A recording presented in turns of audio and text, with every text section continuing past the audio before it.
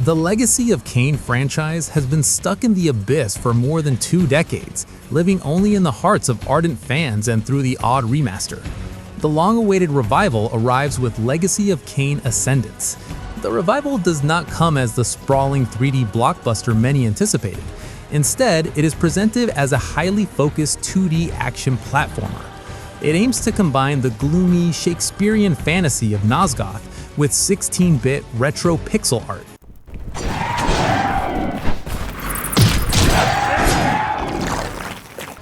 It is exciting to hear famous voice actors like Michael Bell and Simon Templeman return to their famous roles as Raziel and Kain, paired to a thumping electro-industrial score by Celldweller. However, the nostalgia wears off quickly. Underneath its beautifully crafted exterior, Ascendance is a profoundly inessential experience that struggles to justify its own existence in modern gaming. Yet you speak as though you understand the dangers. Tell me, did Vorador send you here? Despite marketing claims of fluid, skill-driven play, the game's retro-inspired tag is overly broad.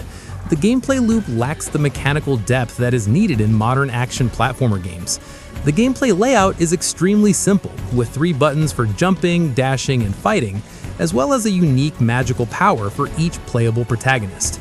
Unfortunately, this basic moveset never evolves. There are no large skill trees, RPG mechanics, or important upgrades to tinker with. The battle is terrible. There is no combination system, and you will always spam thrust movements to hit the enemy. The attack hitbox only makes matters worse. Fighting in the first hour will be exactly the same as fighting in the final hour.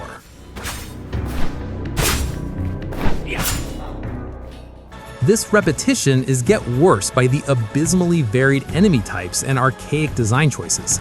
Get ready to battle the same generic demonic animals and seraphim vampire hunters over and over again. The game relies on a frustrating mechanical contradiction. Playing as a vampire means your health is constantly draining, forcing you to play aggressively to feed on enemies. However, sudden difficulty spikes frequently require a slow, cautious approach, meaning the game constantly fights its own core systems. The complex puzzle combat that the series was previously known for is also absent from major boss fights, making the action boring rather than entertaining.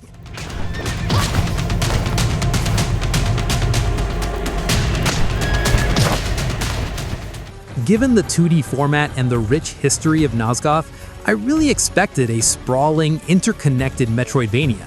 But Ascendance strongly disagrees and instead supports a strictly linear stage-by-stage approach that is flawed in its design.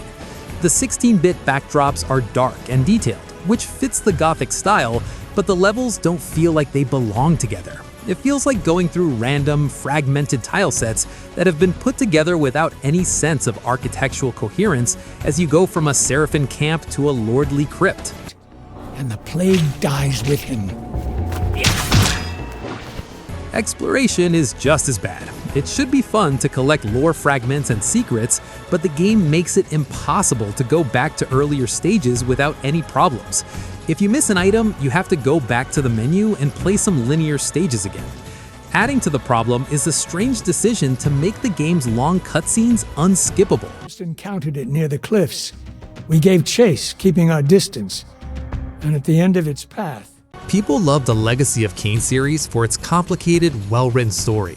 Ascendance messes with this legacy by using unreliable source material and making changes that aren't needed.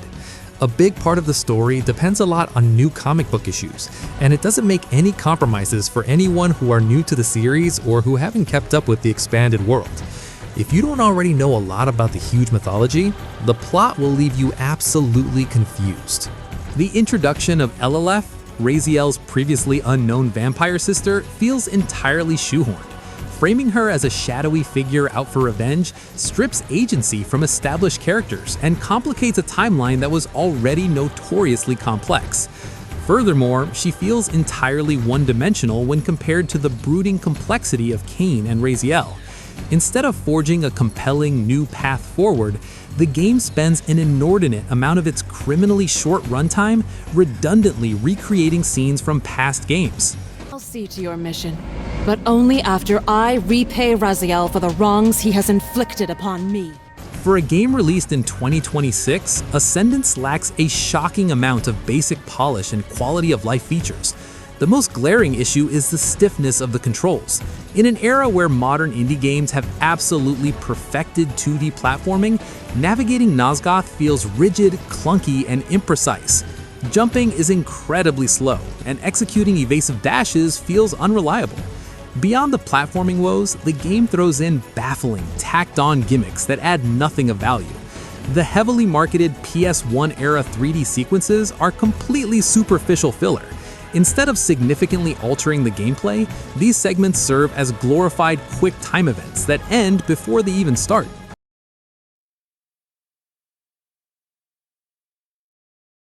The voice cast of Legacy of Kain Ascendance is the only thing that keeps the game alive.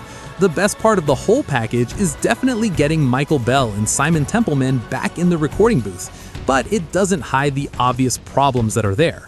It encourages players to ignore bad platforming, confusing fighting systems, and a story that goes backwards just to be able to travel back to Nosgoth, which ultimately detracts from the overall gaming experience and enjoyment. I will give Legacy of Kain Ascendance a score of 5 out of 10. So that wraps up our review. Don't forget to check our other indie reviews and our indie game top list. Thank you for watching, guys, and see you in the next video. There must be hundreds of them. But where is my brother?